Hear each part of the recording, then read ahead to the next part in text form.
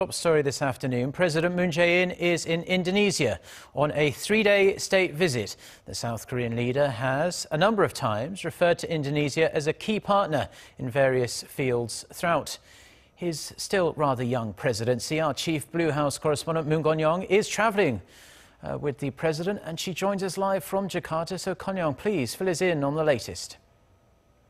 Hello there, Mark. President Moon Jae-in is waking up to his second day here in Indonesia, the first leg of his 8-day three-nation Southeast Asia trip. Now, he kicked off the day at the National Cemetery this morning, paying respect to the independence fighters and the fallen heroes of Indonesia who sacrificed their lives fighting for their nation. Now, last night, as soon as he landed in Jakarta, the South Korean leader and First Lady Kim Jung-sook hosted a banquet for Korean nationals living in the Southeast Asian country. There, Mr. Moon vowed to speed up efforts to expand South Korea's diplomatic horizon beyond the major foreign nations, namely the U.S., China, Japan, and Russia, in order to make the most out of South Korea's geopolitical advantage, bridging the continent and the sea. Now, referring to Indonesia as a key member of the ASEAN, Mr. Moon added that his trip to the Southeast Asian country marks his very first state visit as president.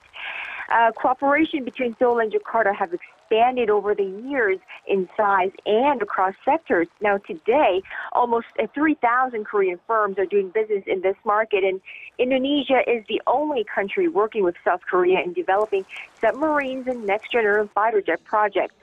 He pledged customized support for the Korean community here, which was founded a few decades ago, mostly by families of businesses that tapped into this market. Mark? And Connyoung, what dominates President Moon's itinerary today, the second day of his three-day visit? Absolutely. Today is the high point of Mr. Moon's state visit. Of course, like I said, the first ever for President Moon, who's been in office for about half a year now. Now, just ahead, he has a huge forum with business leaders of both countries. We cannot yet release the attendees list just yet, but I can tell you some big names are in the house.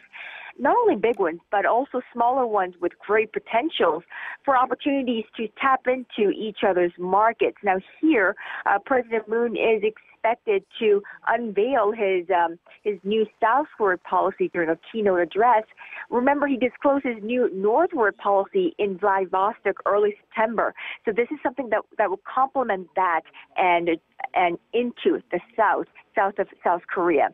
Now, after that, Mr. Moon will travel to the presidential palace over an hour's drive away from the Indonesian capital for a huge state welcoming ceremony, a one-on-one with his Indonesian counterpart, President Joko Widodo, an expanded bilateral summit, and a joint news conference.